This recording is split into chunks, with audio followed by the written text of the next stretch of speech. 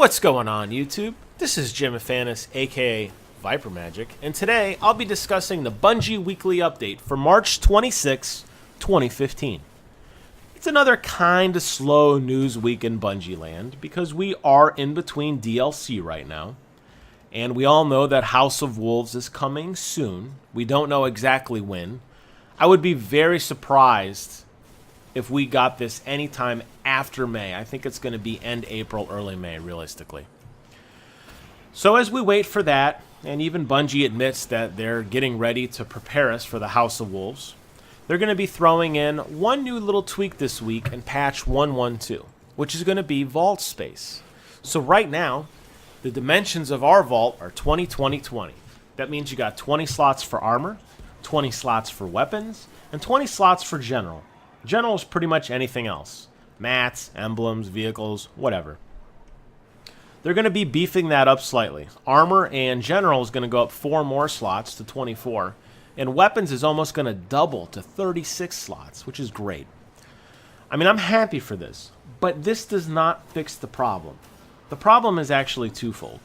One, I can only equip exotic weapons in one slot. So when I'm using Thorn, like I'm doing right now, I can't whip out Icebreaker because that is also an exotic, and I can't have 2 exotics at the same time. If I want to use Thorn, if I want to use Suros Regime, I can't use Icebreaker. If I want to use Invective, I can't use Thorn, and the list goes on. As such, I have to carry around 5 or 6 different weapons, a smattering of exotic and legendary, because I have to keep switching things out. Oh, we're doing a mission where we need to snipe a lot. Better pull out Icebreaker. Oh, gotta put this away. Better pull out my, legendary pulse rifle to, do the damage. And I don't like that. I don't know why we can't have exotics in each slot.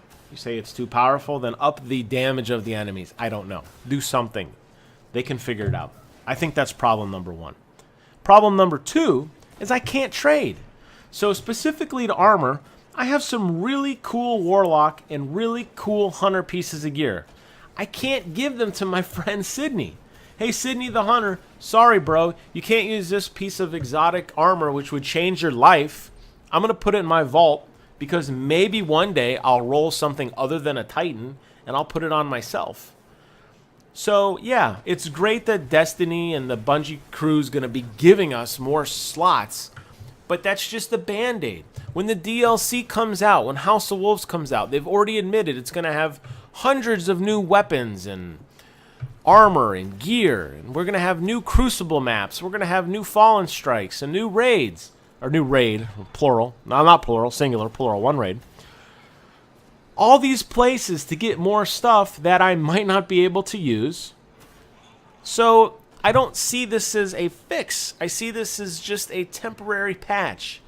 This is a plea. Please reconsider this. Please reconsider how we use our gear. Because we're holding on to it because we have no choice. I don't understand it. The fan base has been complaining about this for a very long time. I know I'm not alone in this.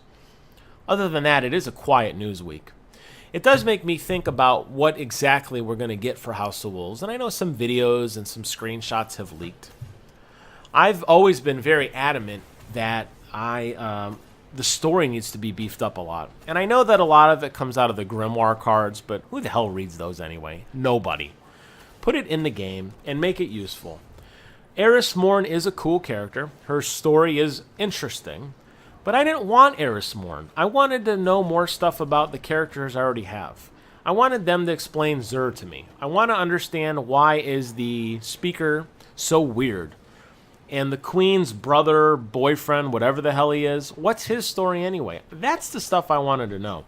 You can't introduce characters to us half-assed and then move on to somebody else. It doesn't work like that. And then expect us to take this as a serious game other than just a shooter. Now, if you want us to treat it like a shooter and just we're gonna have fun and dork around, then that's fine. And then cut all the other crap and let us skip the story that you're so, and let us skip the cutscenes that you forced us to watch. The only reason I could think you're making us watch them, by the way, is because you want us to pay attention to the story. I'll pay attention to the story if it doesn't suck. So, another opportunity for the DLC to maybe fix the story, or at least start beefing it up. We'll see. I also hope that some of the new gameplay mechanics that were available in the raids make their way to the single-player missions. Now, I gotta admit, I was absolutely in love with the objectives in both the House of Glass and in Crota's End. There were some really cool mechanics. Shooting the oracles, getting the shield, porting over to other planets to bring the relic back, to bring down bosses. That's really neat. Why can't we have that stuff in the single-player campaign where we go off and do these grind missions every day? Hey, I like Dinklebot as much as the next guy. But, you know, there needs to be more there, and there's not. So that's kind of my wish list for what's happening, and we'll see. We'll see how it plays out. Anyways, my dog is going nuts in the background. She is very upset, by the way, about this DLC. She's very upset about the armor slots. That's, I think, what she's trying to tell me. Either that or she just shit on the carpet. As always, comment, rate, subscribe. Let me know what you guys think about the new patch with the new inventory and the vault slots. And let me know what your wish list is for the future DLC. Until then, I and my barking dog will see you guys on the other side.